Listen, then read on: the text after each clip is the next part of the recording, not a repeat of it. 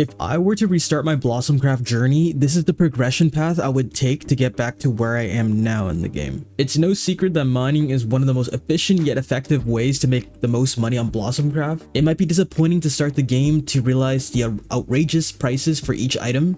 It's pretty much like building Exodia from Yu-Gi-Oh! Personally, I find this path to be the most enjoyable part of Blossomcrafts because a great person once said it's not about the end, it's about the journey to the end, or something like that.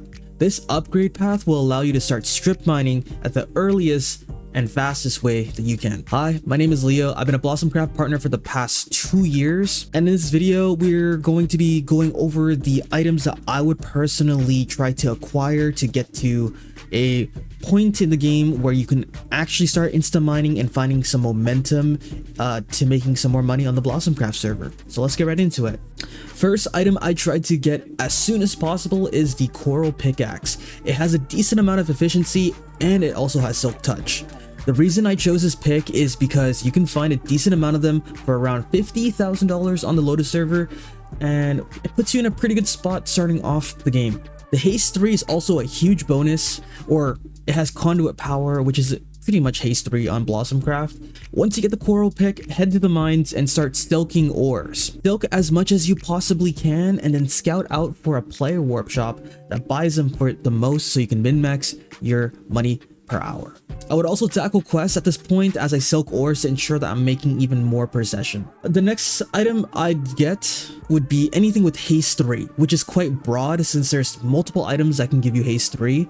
If I were to narrow down the items to maximize your experience, I'd aim for either Miner's Helmet or Blackbeard's Leggings. Miner's Helmet gives you haste 3 plus night vision, which is really useful, although the ability only works in the resource world. This item is commonly used in the mid game and can range around 300 to 350,000 on the Lotus server. Blackbeard Leggings though would be my most efficient choice as it gives conduit power 4, which is the equivalent of haste 3 on Blossomcraft. Not only that, but it gives you Swift Sneak 4, which is going to help you tremendously in the late game. Blackbeard Leggings might be the most affordable in-slot for leggings as a free-to-play player.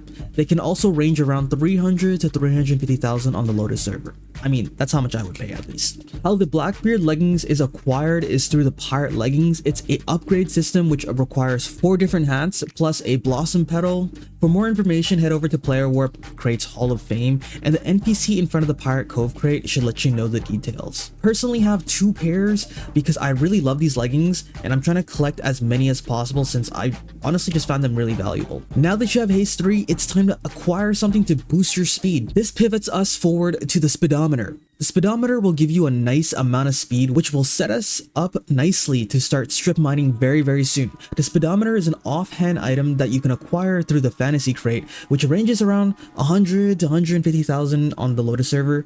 Not a bad investment as it's quite an affordable item. Now with all these items, don't get too excited yet, because now we'll be moving forward to our biggest investment we'll probably make by far. A new pickaxe. The new pickaxe we want to acquire that ensures that we can start strip mining would be the Cupid's pickaxe. The Cupid's pickaxe is great since it has the ability to vein mine, which means it breaks ores connected to each other.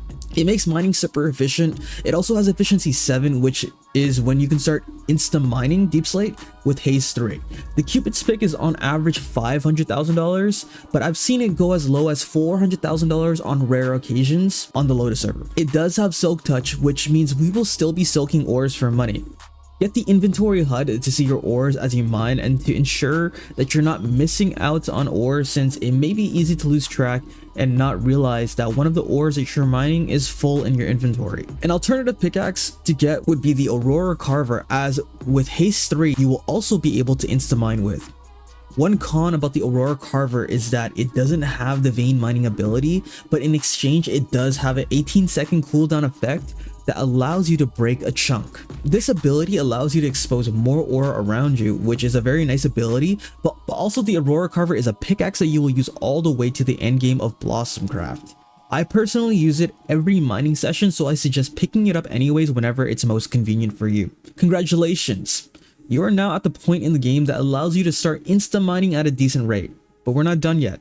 We still don't have a pair of boots, In my opinion, the most affordable in-slot for boots would be Lava Frost Walkers, as they allow you to start walking on lava. You may notice I only mine at Y level -54, as doing so allows me to walk on lava whenever I come across a lava pond. The Lava Frost Walkers are from the Elemental 2 crate and can range around 30 to 50,000 on the Lotus server. Honestly, a great pair of boots, but there are some alternatives. I personally use the Cosmic boots as they have the same ability plus some extra protection and feather falling, but you can also get the Magma Striders if you see those instead readily available. You may notice that I haven't mentioned anything for chestplate, and the truth of it is Blossomcraft doesn't have any great chestplates to min-max mining, so I personally just use the Elderwood chestplate for the thorns and poison for anyone who ends up attacking me or trying to troll me, or even it's great for mobs as well. So that's what I would personally recommend, but it's really not a must-have. But if you are really trying to replicate my loadout, then I guess the Elderwood chestplate is a pretty good choice. And the Elderwood chestplate can range around like I think it's like $80,000 on the Lotus server, the last I've seen. Not a bad price, honestly. But this video was purely a progression path for players who feel lost but want to start strip mining as soon as possible. Getting all this gear would put you closer to the mid game of mining in Blossomcraft. There's so many different items on the game that it's very easy to feel like you may have bought the wrong thing, and it's almost like a puzzle.